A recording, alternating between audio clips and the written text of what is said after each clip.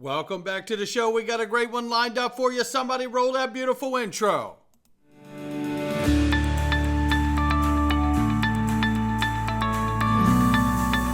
Digital Perspectives with Brad Kimes. Come on in.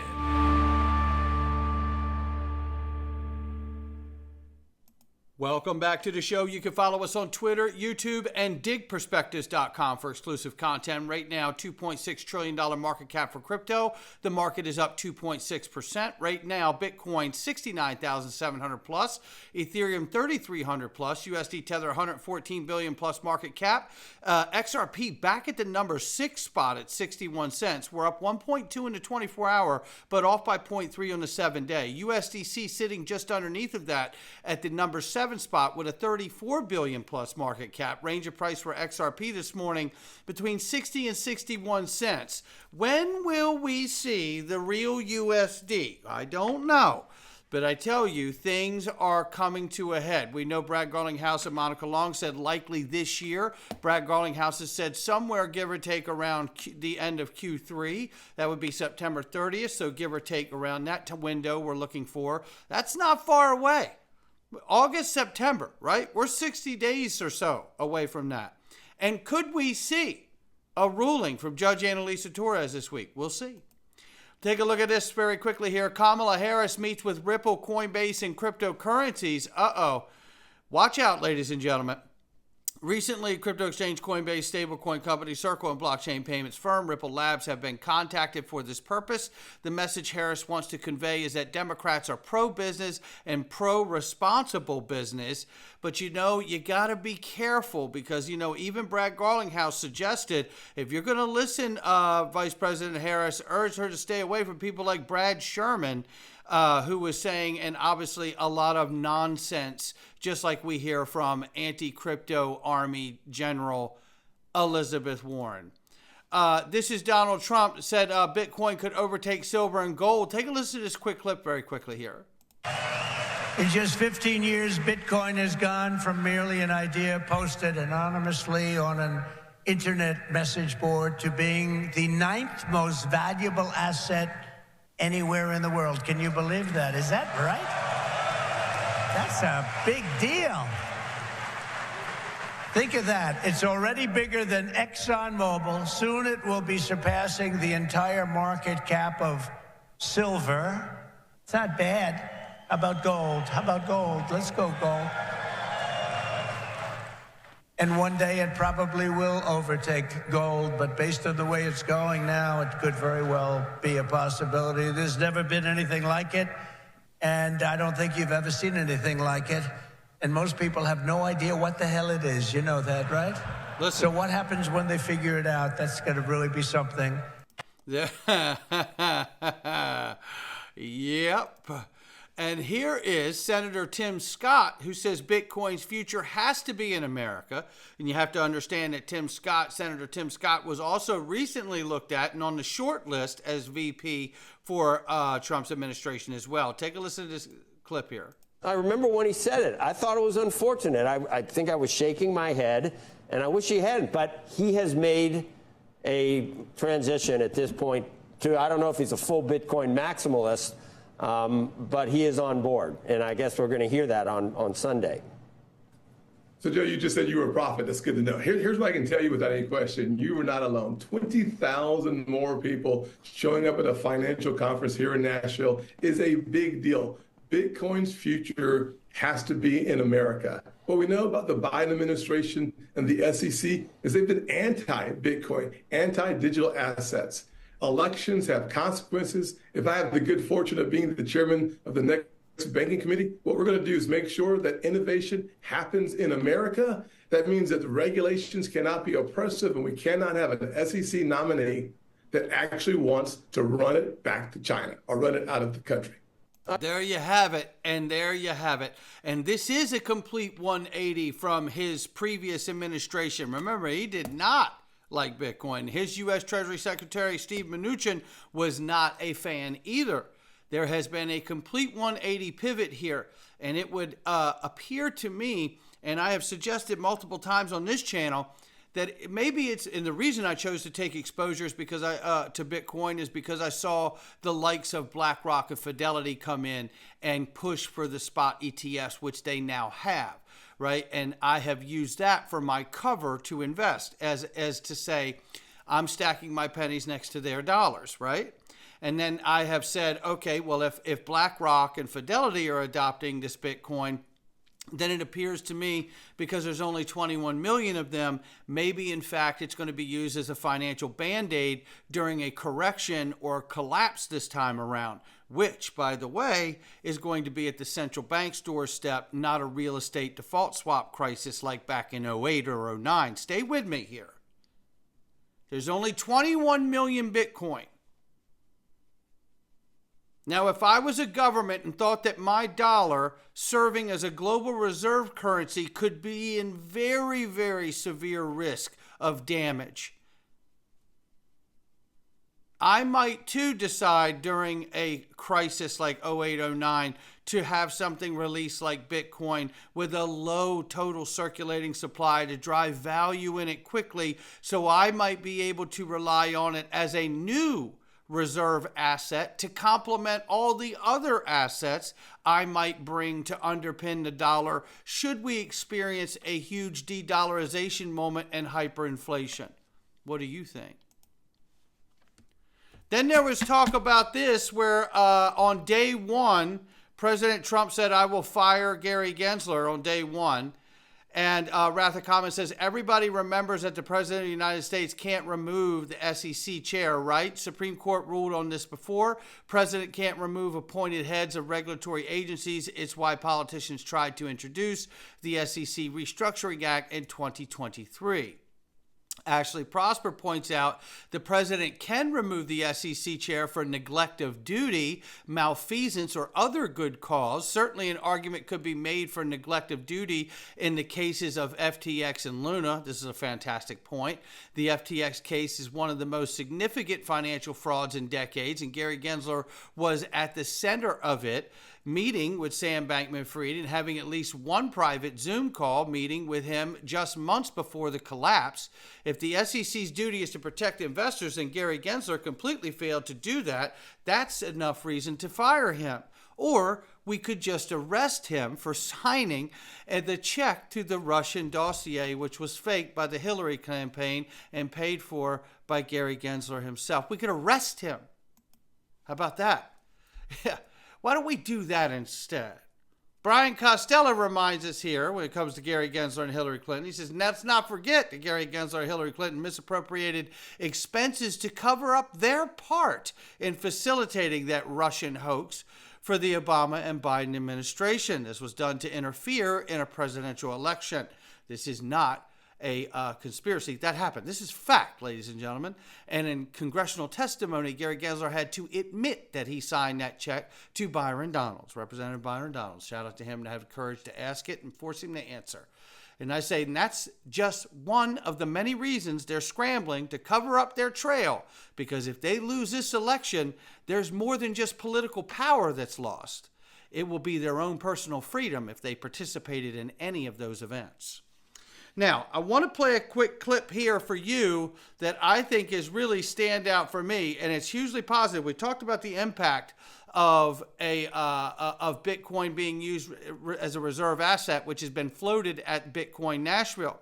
Now, I want you to listen to this clip because in order for all of this digital world to work, we're going to need vehicles to transfer all of this value known as stable coins and CBDCs. Your industry thrive, not dive. Next, I will immediately order the Treasury Department and other federal agencies to cease and desist all steps necessary because, you know, there's a thing going on in your industry. They want to move the creation of a central bank digital currency. It's over. Forget it. CBDC. There will never be a CBDC while I'm president of the United States. Amen to that. And I will always defend the right to self-custody. There you go. Self-custody. You're going to have a great industry. America will once again be a nation that protects property rights, privacy, freedom of transaction, freedom of association, and freedom of speech. We're going to, as part of our effort to provide regulatory clarity, we will create a framework to enable the safe and responsible expansion of stable coins, allowing us to extend the dominance of the U.S. dollar to new frontiers all around the world. America will be richer, the world will be better, and there will be billions and billions of people brought into crypto economy and storing their savings in Bitcoin. There you have it. But I want you to check out this. Now, I want to go back with the conversation that happened just this weekend at Bitcoin Nashville, and I want you to take yourself back to a little conference known as XRP Las Vegas 2024. I'm sitting on stage with the Honorable Chris Giancarlo. Now, it was just floated at Bitcoin Nashville about using Bitcoin, a digital asset, as a U.S. reserve asset to back the Fed and the U.S. dollar. I want you to listen to this exchange that lasts just a few minutes here. And it's worth every bit of it, because this is what we've been talking about. And we just had major confirmation of that from Senator Cynthia Lummis, the introduction of the bill she wants to do, and the suggestion from the former President Donald Trump. Take a listen to this quick exchange here. Look, to your point about the dollar and how it became what it is, the last 5 currencies that served as the world reserve currency, 2 of them, I think it was, if my memory serves me correct, Netherlands and Portugal, don't hold me to it, had a lifespan of 80 years. U.S. dollar is at 80 years right now. How much longer do we have? Can we, and I know the government, nothing, then all of a sudden something, right? I understand that. But we are really facing something here, and how much longer can we sustain this moment we're in? It can't be sustainable. Throughout most of human history, almost all currencies have been grounded in some commodity. Whether the commodity was sheep or cattle, or clay tablets, or gold or silver, almost throughout all of human history, all currencies have had some grounding in some commodity, and by commodity, at least historically, has meant something came out of the ground. In fact, when the dollar went off the gold standard in the 1970s, many argue it actually went onto an oil standard, and that the dollar still remains grounded in some commodity. When we looked at Bitcoin futures in 2017, I, as the head of the U.S. Commodity Futures Trading Commission, a commission that was created because the U.S. government realized they could not put the new commodities of indexes on interest rates under the SEC, because it was so essential for the dollar off the gold standard to have those interest rates priced in dollars. What do I mean by that? I should break that down a little bit. And as he's breaking that down, I want to remind you that the CME just brought in XRP's reference rate because institutions want it. Come on in. The reason why the dollar is one of the reasons why the dollar is world reserve currency is because you can hedge its movements against other currencies. That's right. You can hedge the movement of interest rates in deep and liquid markets based in Chicago with interest rate futures and currency futures. And so the U.S. government created the CFTC, a separate agency, to safeguard that, because effectively it safeguards the dollar's status as a reserve currency. When we were looking at Bitcoin futures, I saw it as the world's first digital commodity.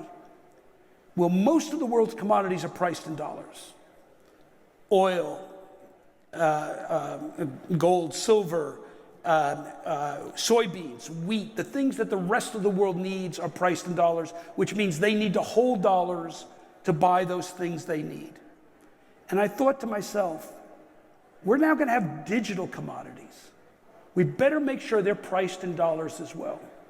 And when we think about the fact that the world has always grounded currencies in a commodity, is it such a leap to say that maybe in the 21st century, they might ground them in digital commodities?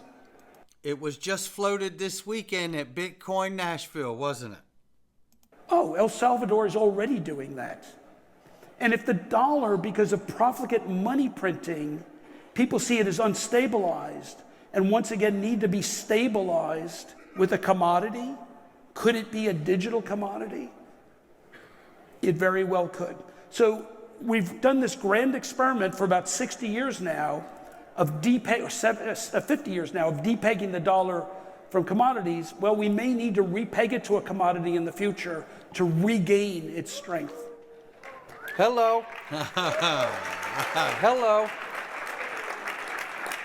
Or commodities. Well, Chris, that brings me to this. We talk about this quite a bit, me and my friends here. And when I think about what you referenced with the gold standard and then changing over to the petrodollar agreement, Saudi Arabia has started doing deals in Chinese yuan and showing that is not exclusive in honoring that exclusivity agreement for military protection for the United States, Chris. So let's talk about the fact that Bitcoin's got a 21 million supply. So that Band-Aid, that financial Band-Aid we've been seeing Bitcoin as, to introduce these spot ETFs, to give flight to quality, as CEO Larry Fink from BlackRock likes to call Bitcoin now, where he used to call it trash, right? But we may be understanding that Bitcoin may be the financial Band-Aid, not just for the traditional stock market, but for the US dollar as well, to help underpin it in a temporary way, and certainly to take us to where we're certainly going long term, but in a manner, because it has such a short circulating supply, the price of this can be driven up very high very quickly, as we have seen. That is the nature and characteristic of Bitcoin. And it may just be that it helps underpin the US dollar for a period as well. And when I think of that, I say to myself, to your point, I think you have to go to some kind of a digital tokenized commodity to back the dollar again. But again, you have to go another step further, and you have to underpin it with some kind of value protocol, if you might know one that we could use that would help track it all. You guys might know one? Because I feel like what the mistake could have been, dare I say it, is moving to a petrodollar agreement, even though at the time we had the power and strength to offer that military protection. In this day and age, now those countries have the advantage to dump that dollar in those bonds and harm all of us. But if we use what you're talking about and use a digital commodity to back the dollar and put it on a value protocol that just happens to have a decentralized ledger, right?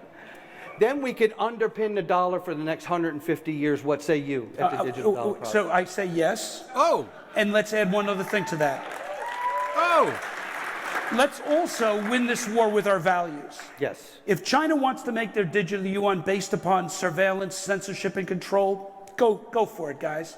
If Europe wants to make theirs on government censorship, but not commercial sensitive, because they're highly sensitive to commercial exploitation of data, but they're fine with letting government have the data, fine. The way we win this battle is we make sure that dollar-based digital currencies, whether they're run by the private sector or the government, must protect privacy, must protect economic freedom, Amen. Must protect economic choice. Absolutely, and God bless the Honorable Chris Giancarlo for that. I mean, what an incredible conversation, and how relevant it is becoming, ladies and gentlemen, and that's what we're talking about today. And looking at where we are on this chart right now, today would be super interesting day to see XRP perform. We get the weekly close today. Remember, these are two most important XRP charts in my opinion. This is Crypto Insight UK. Give him a follow. He's amazing. XRP to BTC chart and XRP to Ethereum chart, say, showing here a further 3% outperformance would be insane on the XRP to Ethereum chart as well. Head on a swivel, ladies and gentlemen. Now listen, we're going into the Freedom Zone, and today I want you to come with me because we have new information for you to see, ladies and gentlemen. Oh boy, we got the shell casing count. We got the shell casing count, and it's a problem. Join us in the Freedom Zone. You know what I'm talking about, and you need to know it. Don't let the mainstream media keep the blindfold on you. We'll see you in the Freedom Zone. Digperspectives.com. Click the Freedom Zone and come on in. Or join the DPMG if you're interested in learning how to use the XRP Ledger Automated Market Makers and other great things that we offer in there, as well as an incredible community with like-minded people who are all looking to not only build, protect, and maintain their wealth. Join us there in the DPMG and get the Freedom Zone for free. We're going in right now, not financial advice from me or anyone else. I'll see all of you inside. All right, here we